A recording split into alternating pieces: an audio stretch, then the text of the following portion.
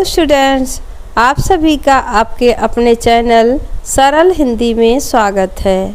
आज के इस वीडियो में क्लास 9th हिंदी क्षितिज काव्य खंड में रसखान के सवैया इस चैप्टर का क्वेश्चन आंसर।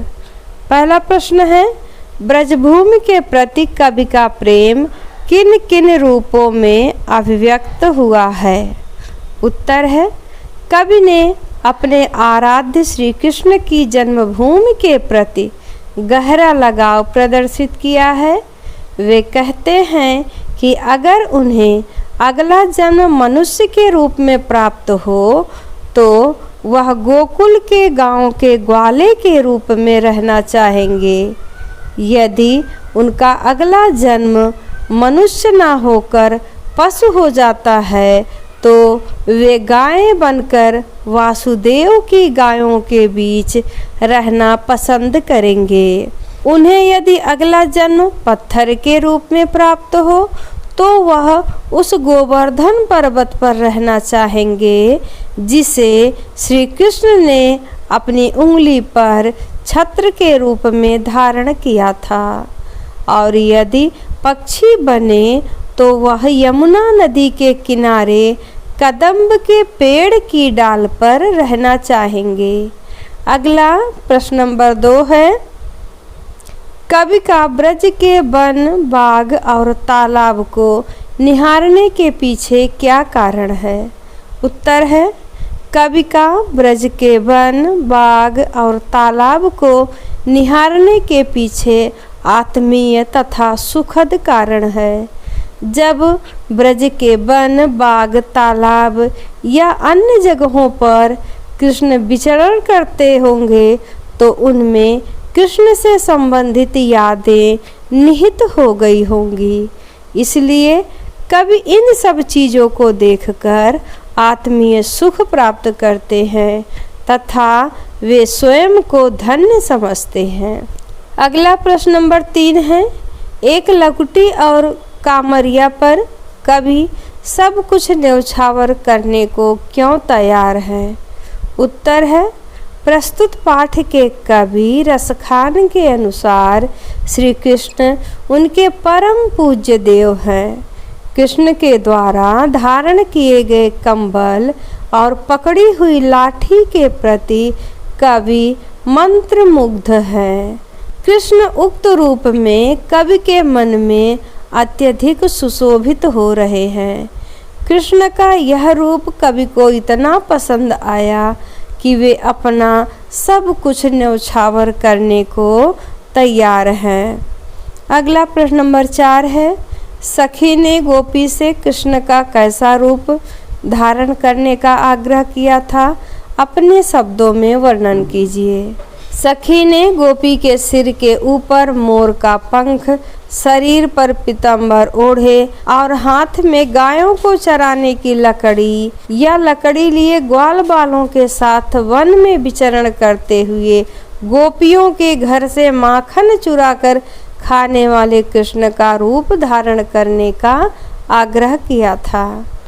अगला प्रश्न नंबर 5 है, आपके विचार से कवि पशु, पक्षी और पहाड़ के रूप में भी कृष्ण का सानिध्य क्यों प्राप्त करना चाहता है? तो उत्तर है, कवि कृष्ण जी के अनन्य भक्त हैं। उनका कहना है कि उनका जन्म किसी भी रूप में हो वह श्री कृष्ण के समीप रहना चाहते हैं, उनसे संबंधित वस्तुओं के निकट ही रहना चाहते हैं। इससे कवि को कृष्ण की निकटता का एहसास होता है।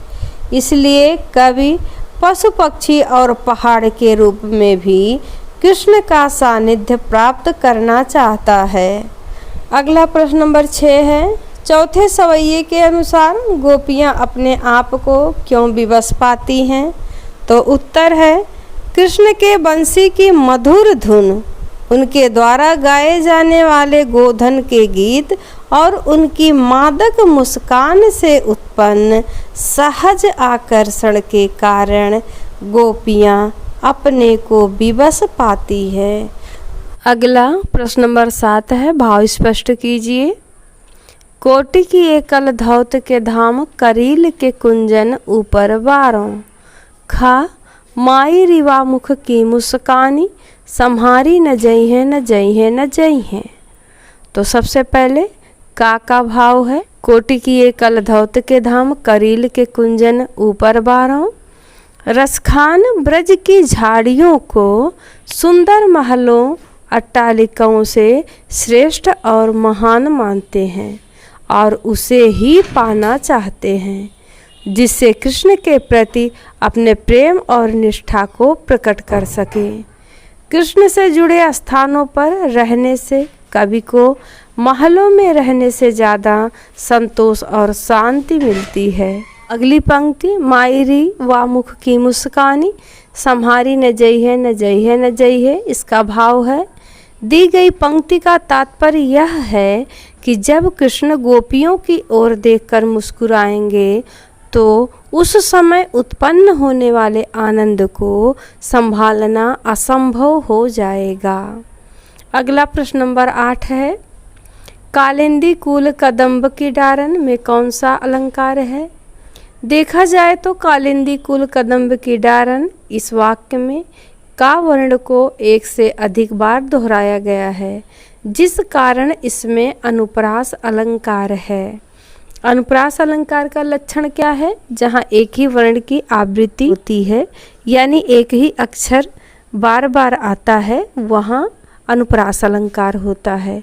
तो यहाँ का वर्ण कालिंदी कुल कदम्ब तीनों शब्दों में आया है। अगला प्रश्न नंबर 9 है, काव्य सौंदर्य स्पष्ट कीजिए।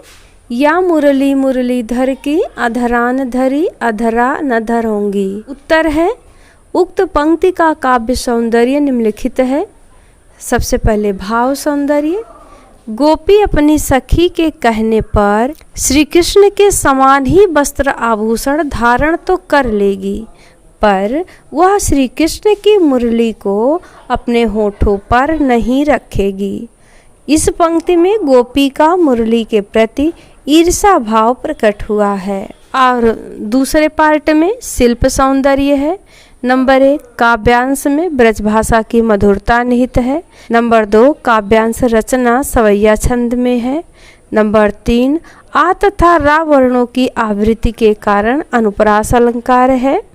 नंबर 4, मुरली मुरलीधर तथा अधरान यानी होठों पर और अधरा न यानी होठों पर नहीं में यमक अलंकार है।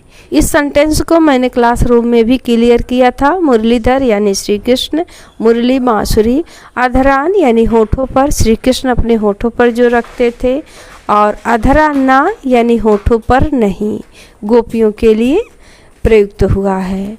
नंबर 5, काव्यांश में माधुर्य गुण व्याप्त है। तो आशा है इस चैप्टर से आपको व्याख्या और प्रश्नोत्तर सभी का वीडियो मिल गया होगा और आप सभी इससे लाभान्वित होंगे। अगर आपको वीडियो अच्छा लगे, आप इससे लाभान्वित हो, तो वीडियो को लाइक और शेयर करिए, साथ में कमेंट भी करिए आपको कैसा लग रहा है। धन्यवाद।